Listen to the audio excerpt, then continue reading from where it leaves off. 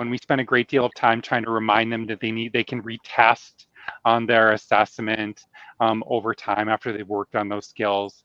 But what I did see is, overall attendance at those sessions for managers increased significantly as we rolled out and established our curriculum, especially at that entry level manager level and a little bit above.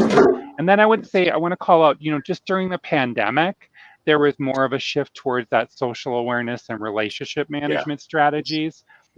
That's the time when we built our comprehensive DEI curriculum, like many places did. And I just think that when I recall conversations, there were a lot of people who were trying to step into other shoes to gain Right. different perspectives, especially in 2020 with the social unrest. Lead with empathy, and that was and still is top of mind, I think, today. And then when I look at strategies from the relationship management side, I think of being open and curious and building trust as really crucial skills as we worked from home through the pandemic. And then we evolved into more of a working hybrid environment, which I think is pretty commonplace for most organizations today, especially in financial services. And then, just getting back to that level 2 that I talked about, what I found, interestingly enough, we asked our more senior level leaders to take that level 2 course. What I found was the ones that were taking that were already really good at emotional intelligence, Oh, and their wow. 360 results pointed to that.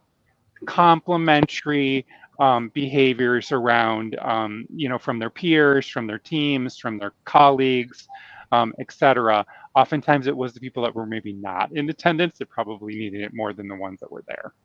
Yeah, yeah, and what a nice way to show a return on investment from your level 1 class is when people are already getting some positive results from people saying, "Yeah, this is working for us," and what's not. And I also just wanted to call out about for the leaders. It's emotional intelligence is absolutely for everybody, but I do find that in many organizations, when you bring it maybe at first to that leadership, that middle leadership area, who are leading teams of people, it's Yep. going to resonate with them because emotional intelligence is something that is going to be seen that if I work on it, my people are going to see it, my peers are going to see it, and my boss is going to hear about it probably besides just seeing it. Lori, what are you hearing since you've worked in the industry for a while? What kind of takeaways maybe that you would share?